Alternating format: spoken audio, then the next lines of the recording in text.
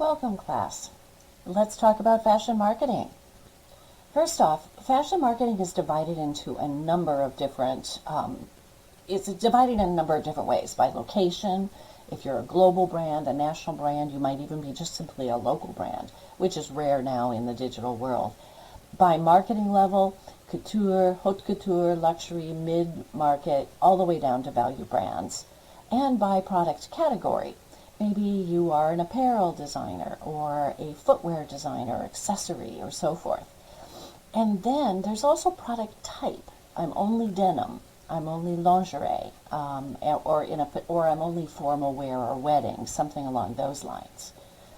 When you're looking at the fashion hierarchy, one of the things you see is it starts always with the haute couture being the most exclusive and working its way down all the way through the various markets. Clearly, haute couture and couture is only going to be a small tip of the triangle because of its cost. Most fashion actually trickles down from haute couture or high-end fashion into the mass markets eventually, because we all want to have that kind of designer look, but we obviously can never, most of us can never achieve that.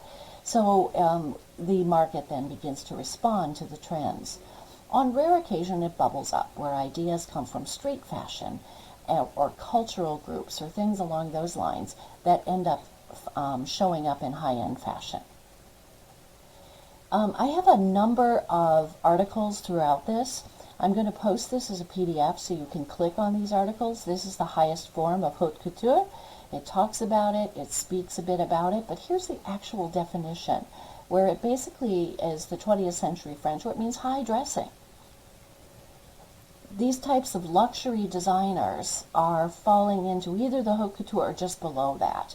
Obviously Chanel, I mean, we have these beautiful, beautiful designers, Ralph and so forth. They fall more into the luxury designer than they do the haute couture. Excuse me. This article here also talks about the many levels from mass to fashion. So I appreciate if you would click on that because it speaks to what the various levels are in fashion. So why do we have to care about that? Well, obviously, it comes to deciding who your audience is, what you're designing for. Are you designing for the mass market? Are you designing for the couture? It is absolutely critical that designers immediately begin to find where their niche is in the marketplace if they are to succeed. So, other fashion market areas, eco-chic is becoming more and more fashionable. It is important, and it's also becoming better because, first off, fabrics are better. I don't know if any of you know some of the early certified organic cottons, but they were pretty bad. And today it's much, much better, and there's much more awareness of eco-chic.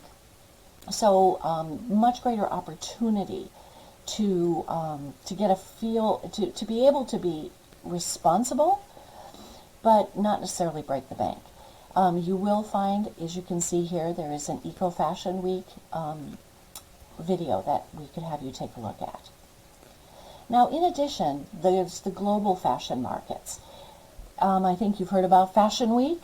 Well, there's many fashion weeks. There's a fashion week in fall that is in Paris, London, Milan, and New York. Paris has their annual haute couture show. These are the main fashion shows where designers bring in the work for the year. There are two that are done. There's usually one that's done in the mid-spring, which will bring in sort of the fall fashion, and one that's done in September. Menswear does January and June, and women is March and September, as I just mentioned. London also has started a street style type thing. It's been going on for a while, but it's pure London brands and typically showcases about 800 brands. And there are growing markets all over. Bread and Butter in Berlin is on streetwear, which didn't even exist a while ago. Footwear and leather goods are in Spain. And so there's other markets that are happening. So if you want to look at a fall fashion week, this one happens to be a little bit old, but it's still really good, from fall 2017. Marketing we're going to dive into all of this, so I'm just going to keep this really clean. But if you click on this photo, Forever 21, as we all know, We all know it well. We've probably all shopped it. They talk about the profiling of their customer as they moved into Melbourne. And it was really there's a bit of video in here also that shows some of that of what happened. But segmentation, targeting, and positioning, we will talk about a lot if you don't already know it from your previous marketing classes, and hopefully you do. But it helps you identify your customer segments and which ones you're going to target to help build your brand quickly and appropriately. And then also, how will you position your brand for that particular target? No company has one target. There's always several of them. So anyway, this Forever 21 article talks a bit about how they launched their new store in Melbourne. Customer value is a really hard thing to measure, but it is something that clearly has to be there for people to value your product and pay the price that you're demanding. So as a designer, you build that value in part through the quality of your work, but also through the customer experience. That experience is really critical in understanding who you are. So there's excellence in the customer excellence. How are you bringing excellence to your customer from the value of the product? Operationally, are you delivering on time? Are you providing your retailers with things on time? If you're direct to customers, operationally, is it all coming together and arriving when they need it? Product excellence. Do you deliver on your promise of a quality product at whatever level of quality you are expecting? Or location excellence. Are you in great stores? Are you at the mall?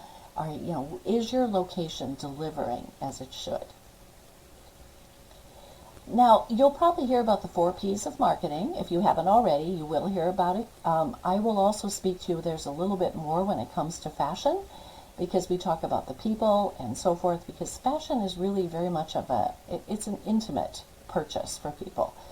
But product, price, place, and promotion all combine to reach your target market, which you have defined through your STP, segmentation, targeting, and positioning. So we'll talk more about this as we move on as well. So let's look at location. Location has changed dramatically as we can now go direct to consumer, as websites are out there, easy ways to buy right off of Facebook. And so it's a whole different game than it may have been when retail stores were around, where basically you either would sell to the retailer to impress them and get them to place your product in their stores, or you would own your own stores like Eddie Bauer does, or J. Crew, or Banana. And those are the 2 ways you sold. So anyway, now that isn't the case any further. Now, remarkable marketing. This is a master class. I don't know if any of you have taken or signed up for a master class. I have. But this is a wonderful introduction by Diane von Furstenberg, one of the most successful designers who started with a simple idea, the little dress. And it was a little wrap dress, and it was amazing. So Diane was able to build an entire empire, literally, with a suitcase and a little little wrap dress. Lookbooks. We're going to talk about this a bit more in the class too, because lookbooks today, they've always been important. Today, lookbooks are the way you communicate, not only with your retailers, but you're communicating directly to your customer today. The lookbooks have always been used for media, to help position the brand so they can see how you photograph your brand and how you wanted your brand to be represented. And it gives a sense of what the brand reflects. So obviously the photography is everything. So if you go to the highlighted lookbooks above, you will see a really good article that just speaks to how to create the lookbook from the visual standpoint. Today, lookbooks are mostly digital. You might still see some physically printed lookbooks, and we used to have elaborate ways that we would print them or pull them together. But mostly they are digital, so that they're of instant recognition. People can get them at any access. Trashland is a brand that has a really good article, as you can see it's linked here, that teaches you how to shoot brand photography lookbooks. So another one that I'd like you to take a peek at, which will help you understand a little bit more. But the lookbook is basically the main tool. Let's talk about style and tribes. This article is a little bit old, 2015, but it's still exceptionally relevant. This is where fashion differs from so many other products. There are style tribes.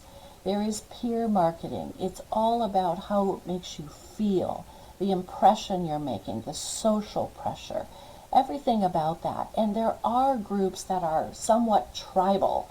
And this is understanding those tribes. It helps you with your STP and targeting to the people who might be most likely to relate to your product. This is a link to an article, again, about fashion tribes. It's not very long, but it's really quite informative. Vogue Runway, this is modern. Just go to it. It is always new shows. Throughout here at any time, if you just want to get inspired, or as you're picking which designer you might want to use for your final project, go to Vogue Runway and take a peek at some of the runway shows. They will always show you the latest runway shows. And as you know, that's another thing that makes fashion unique. It is critical that runway shows are representative of your brand. And you have to have them. Now, you don't always have to. If you're a smaller brand, I represented Pendleton for many years. We used to have a showroom, lookbooks, all of the other stuff, but we never did a runway show. So, you know, it just depends on how you're trying to project your brand. And if you are truly fashion, or in the case of Pendleton, where it was a little less on the high fashion side and more just contemporary products, so they didn't do runway shows. But anyway, this is a great source for looking at just about, you know, it's clips from a whole series of runway shows that are current. Now, runway often is outrageous, and I think that's one of the most important things to recognize, and there is an article linked to this too. From the haute couture and the runway, even if the high designers, and even if they're the new designers, such a large percentage of what's presented on the runway is never sold. It may not be sold the way it is. It might be changed. Obviously, no one is going to wear this. But what runway shows do is provide that outrageous or flamboyant type of approach and help to give you a truly strong impression of the brand. When it comes to the buyers actually buying product, there usually is a runway presentation and then one that is toned down for the buyer. So as you look at the runway presentations that from Vogue or anywhere else that you might find them, do take time to recognize that. All right, let's look at one designer. I personally had an opportunity to work with Christian Siriano. I don't know if you guys know him, but Christian actually got his big start when Michelle Obama selected him to create one of the inaugural ball gowns. He is a high-end designer. He came and did a presentation at Bellevue's Fashion Week at the Bellevue collection. I was their PR person for about 17 years and helped to create Fashion Week with them. So I had the great pleasure of working with Christian. But he's an interesting designer because he started off in gowns and high fashion, but has really done some outrageous things. One very fun thing is a big publicity stunt he did where he designed a series of gowns for Barbie. So it was at a time when Barbie was still, you know, I mean, this wasn't that long ago. This was only about 5 years ago, I think it was. But it was a pure publicity stunt. I don't even know, frankly, I can't even remember if these were actually available for sale. But he got publicity all over the world because he designed Christian Siriano gowns for Barbie. These are the kinds of things that can be done that are considered one-off sort of guerrilla marketing, public relations stunt, I'm calling it. but a beautiful way to represent your brand, but yet Barbie. I mean, so you think about it, it's really quite outrageous. In addition, he is one of these designers that can go from haute couture to Payless. How does he do that? But he has been able to take his shoes that normally his footwear sells for hundreds of dollars, and he is selling variations of that with his name on it for as little as 20 bucks. But he is able to do this somehow at the same time as making this. So here's a $1,500 gown, and he is able to then take that, and obviously that footwear she's wearing is not a $29 shoe, but he is able to do this. And it's partly the way he positions each of these brands. So he was a prime example of from high top down. He came from, Lauren has done it, and others have done this, where they're at that high-end designer category, and once established enough, can begin to bring their product to the masses without destroying the mystique of their high-end product. Now, he understands fashion photography more than anything. So this is a look into Christian's marriage. And he and his husband got together and decided that for the wedding, everyone had to dress in white, and they were going to be in black. So if somebody showed up and was not in white, they had a series of gowns and items they could wear. So what that did is provided outrageous photography for it. And it probably would have been covered anyway, because he was, he at the time getting married and still is today a famous designer. But he really was able to pull this together in a way that capitalized on the ability to create amazing photography. And so you'll see here, if you click on there, there's a whole series of things. I'll show you right now. He was married with the photos from the wedding are beautiful. So it's all about the photography. This is a little video you can click on here. But he got coverage everywhere for this because of the kind of outrageous way that they did their wedding. Anyway, so that's the end of this lesson. And as I said, we're going to be going through each of these in more detail, but this is a broad overview.